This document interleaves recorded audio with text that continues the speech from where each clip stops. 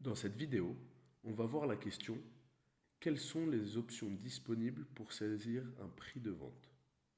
Dans cette question, toutes les réponses étaient bonnes. On va les voir directement dans le paramétrage. On va donc aller dans Paramètres, dans Articles, et on va ouvrir la vanne modulante qui possède plusieurs prix de vente.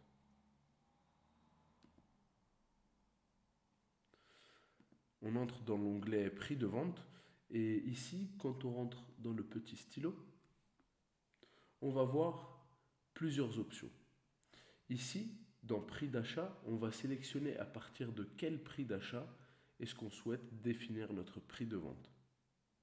On a donc toutes ces options, dont celle qui était proposée en réponse à cette question. On a donc, selon une valeur fixe, on va ajouter nous-mêmes un prix d'achat.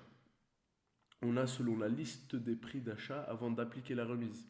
C'est-à-dire que si par exemple pour un prix d'achat vous aviez une remise de votre fournisseur, on va prendre notre prix d'achat sans la remise de ce fournisseur. Si on sélectionne selon la liste des prix d'achat après avoir appliqué la remise, c'est la même chose que précédemment, mais en tenant compte de la remise que nous fait notre fournisseur. Selon la liste des prix de vente, ici on va tout simplement aller sélectionner un prix de vente, comme ceci. On peut également sélectionner selon la somme des prix d'achat qui le composent.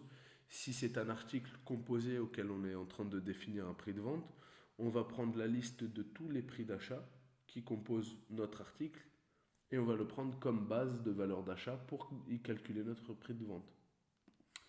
On peut choisir la somme des prix de vente qui le composent. Si c'est à partir du prix de vente de tous les articles qui composent cet ensemble d'articles auquel on est en train de donner un prix que l'on souhaite calculer notre valeur de vente. On a enfin selon le poids. Ce paramétrage est défini dans une autre vidéo. Et enfin, on a selon le prix de vente pour chaque achat fournisseur. Donc ça va faire une moyenne des prix d'achat auprès de nos fournisseurs. Voici toutes les options afin de définir un prix d'achat à partir duquel on va ensuite définir notre prix de vente. Donc en y appliquant des frais généraux, des pourcentages de bénéfices, etc., etc. C'est tout pour cette vidéo, on se retrouve dans la prochaine.